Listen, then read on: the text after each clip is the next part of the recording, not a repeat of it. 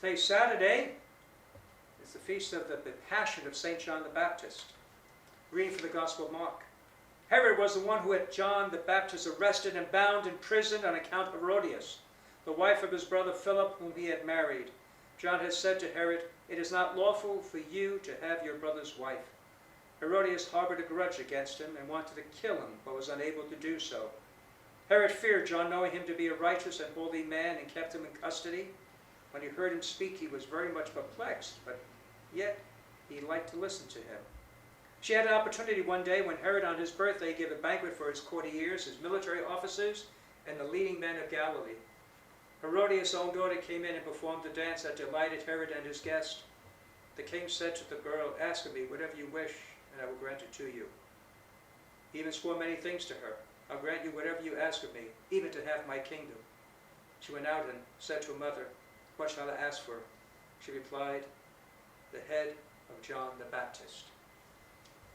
The Gospel of the Lord, and unfortunately that's what happened.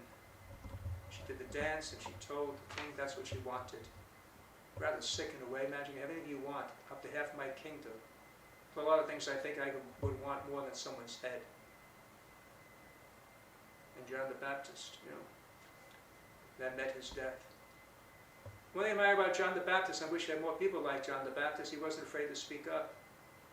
He said, "Hey, it's not right for you to marry your brother's wife." No one else would say anything, but he did. And that took courage. Remember what I read just when you were here this a couple of weeks ago? There in Portland, every night, these riots, protest movements, call it what you like.